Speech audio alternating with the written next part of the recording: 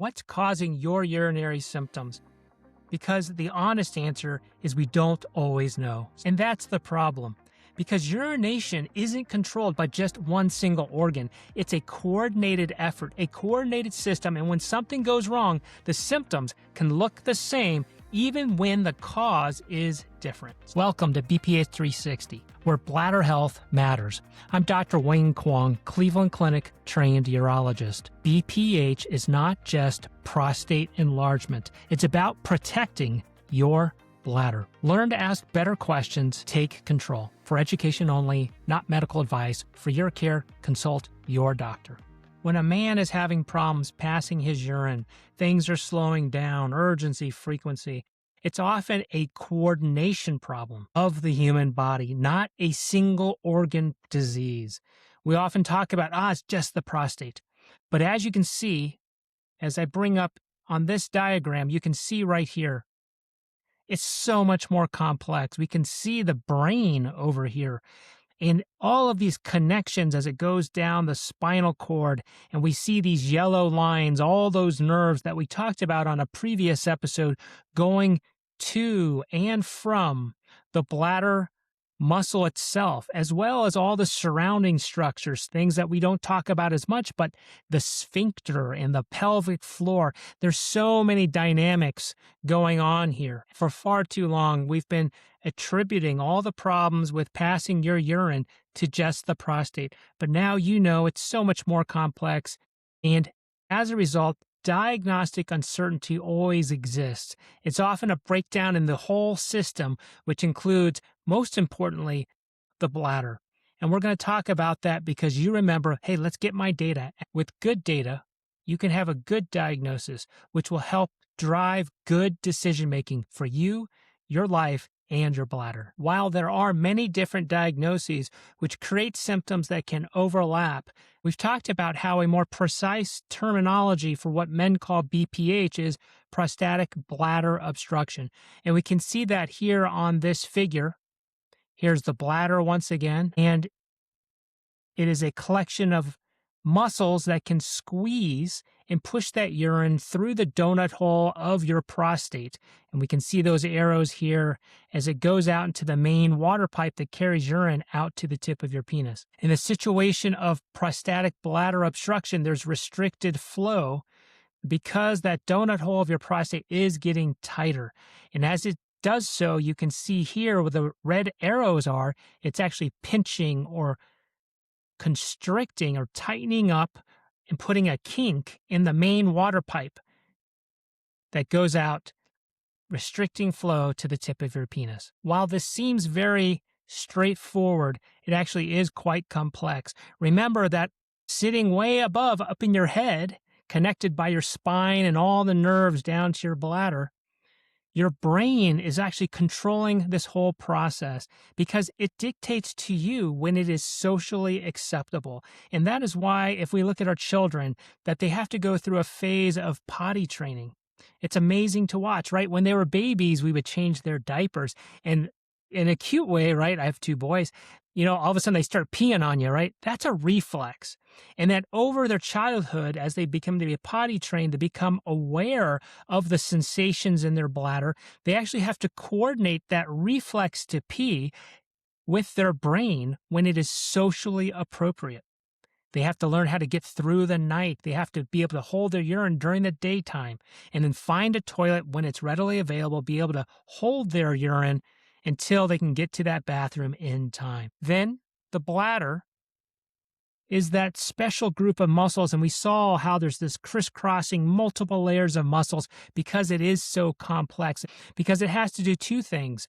One is it has to be relaxed enough that it can allow the bladder to fill up with urine and hold a socially acceptable amount of fluid, amount of urine, so that we're not peeing every 30 minutes or every hour, but sometimes we can hold it for 3 hours or definitely for a good movie or a long road trip. Then when we feel it is the right time, bladder can now, when it is deemed appropriate by the brain, decide to squeeze, contract those muscles, and then push that urine out of the bladder through the prostate donut hole and out into the toilet. And once again, that's an oversimplification because, yes, it's the brain, the bladder, the prostate, as well as all of those nerves, as well as the pelvic floor, the supporting muscular structures that sit in your pelvis that all need to be coordinated in a similar fashion. When even one part of this whole system begins to fail or break down, the whole experience begins to suffer and begins to change. And that's when you start having symptoms. When two men have the same symptom, it does not mean they have the same diagnosis. When two men have very similar prostates, it does not mean that they have similar bladders. Symptoms cannot make the diagnosis alone. There's always diagnostic uncertainty. Get your data, because good data leads to a good diagnosis, which can help you make good decisions about your body. Yes, all of your symptoms are very complex. And that's why we need a basic framework within which we can start to organize some of these symptoms. For that reason, we break down your symptoms into two main categories. When we take a look at this sample survey, this one is from Man vs. Prostate, but there's many other ones out there, and your urologist or primary care provider may use a different one. But in general, they're following this concept of asking you questions specifically about two main categories of symptoms. And we call those voiding symptoms as well as storage symptoms. So when we look over here on this form called the IBPSS, the way that that is set up is they have the voiding symptoms first and then the storage symptoms second. And so let's talk a little bit about those right now. When we talk about the voiding symptoms, it really just comes down to this whole concept of a pipe and a pump model, right? The main water urinary pipe that carries urine out is a pipe that's going through the prostate donut hole. Then there's a pump that sits behind it, and that is your bladder muscle. And that is what contracts and squeezes to push that urine through.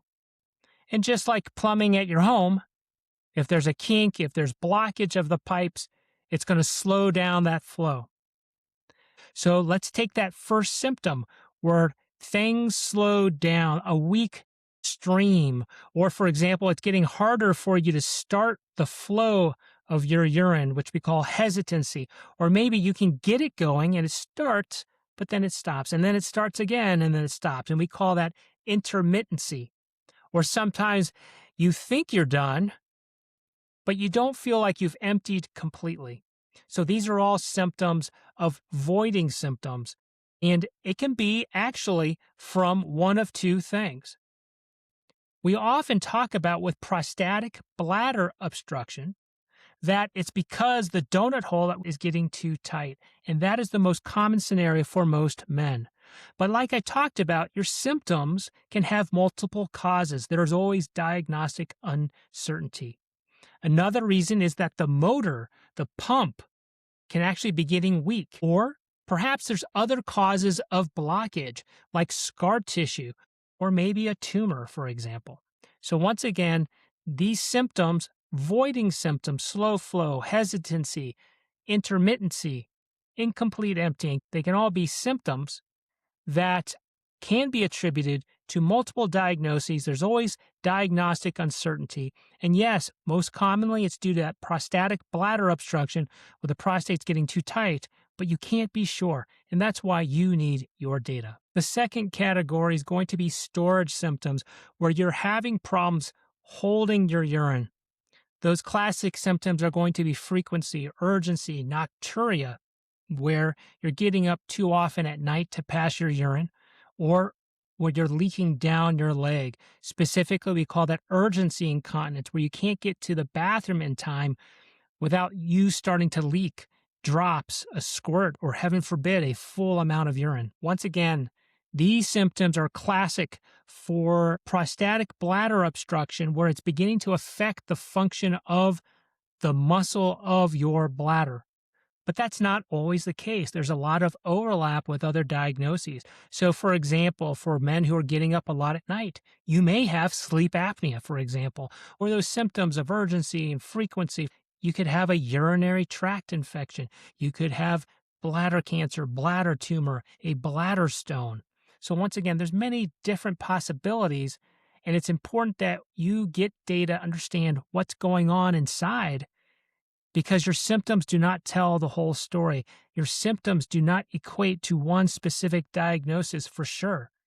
You need the data for a good diagnosis to have good decisions about how to manage your symptoms and potentially treat problems that could be affecting the quality of your life. It's important when you're working with your urologist or primary care, they will have symptom scores like the one I briefly showed you.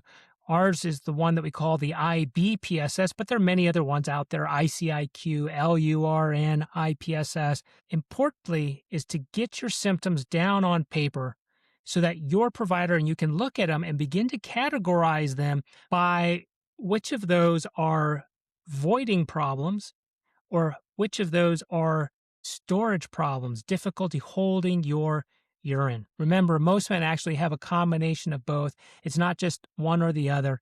It's a constellation that's quite complex of your symptoms, and it reflects the complexity of your urinary symptoms and your urinary system that needs more delineation and understanding. So this framework of having two categories of symptoms, voiding symptoms, storage symptoms, together, it allows you to have a platform upon which you can start having that conversation with your doctor about what could be going on with your prostate and with your bladder. And yes, the traditional, most common paradigm is prostatic bladder obstruction, but there are many other diagnoses that there could be.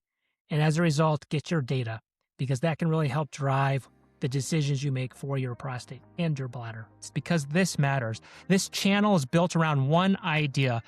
Better bladder health starts with better data for better decision making. If you're a company working with diagnostics, therapeutics, or technologies that genuinely improve how we evaluate and manage and protect the bladder, there's an opportunity to become a founding partner of BPH 360, not to advertise, but to help move the standard of care forward through education. Now let's get back to the episode. An important dialogue we need to have is recognizing that your bladder is not like other types of muscles in your body. Your bladder is a kind, innocent organ that is a lover, not a fighter. If we look on this diagram here, we can see the heart on the left, and we recognize that we want to be exercising every week, 150 minutes of moderate exercise, and we look at extending our abilities. This week, it might be a K, in a couple months, maybe a half marathon, a couple months more, a full marathon, right? And we're strengthening our heart. We're training it to do more work, and we feel healthier. Or maybe like your bicep here on the right, we work out in the gym with free weights, and we're making that bicep bigger, bolder, and more beautiful, right? And we feel that those are positive attributes to have: a strong heart and strong muscles in your arms and your legs. But actually, your bladder that sits there quietly in the background, doing its job multiple times a day for decades of your life, it is there to be calm and to be peaceful. And it just wants everything to go smoothly because the system is so complex. But when it comes to the most classic case of prostatic bladder obstruction, as that donut hole is getting tighter, that bladder muscle has to actually work harder, and it does not want to do that. When we allow prostatic bladder obstruction to go on unaddressed, we allow that prostate just to keep growing tighter and tighter around the main water pipe, the main urinary pipe. We are just really putting a lot of pressure on that bladder to do more work. And that's phase one, where it's having to squeeze harder and harder. And remember, it's working hard multiple times a day for decades. It can do that initially, but then it will enter into phase two. After 5 years, 10 years, 15 years, 20 years of having to squeeze harder, it begins to struggle. It actually begins to quiver.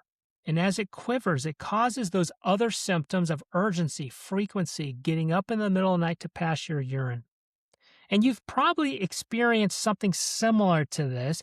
Some of you might be rock climbers where you have those crimps and you have to really hang on for your dear life on these tiny ledges of granite, for example. Or perhaps you've been working in the yard or pulling weeds all day long, using those finger muscles as well. Or perhaps you've been working with tools like pliers, squeezing multiple times, twisting. And after spending a day, multiple hours, using those hand muscles, forearm muscles, finger muscles, rigorously all day long, you will see that if I asked you to go and write a letter, for example, or a story, and using those fine motor muscles in your hands, you may even notice your fingers are actually starting to tremble from the muscles twitching. And that's actually very similar to your bladder muscle as it's been working harder over 5 years, 10 years, 2 decades. That muscle, having had to work for too long, for too hard, starts to tremble and starts to quiver. Then you can even progress into a later stage where the bladder muscle begins to lose control. You may even see it with your hand. If we take that example, that it actually might suddenly completely twitch or partially close.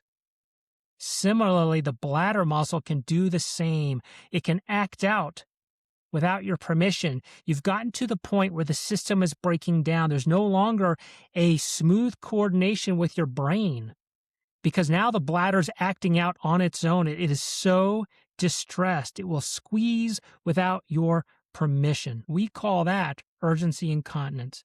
And there's that loss of coordinated filling and emptying. As a result, you're starting to have these erratic contractions causing you to leak down your leg. To summarize, yes, the bladder is a muscle, but it's not like your forearm muscles, right? Where when it is forced to work harder against resistance, it doesn't just get stronger. It's actually becoming unstable.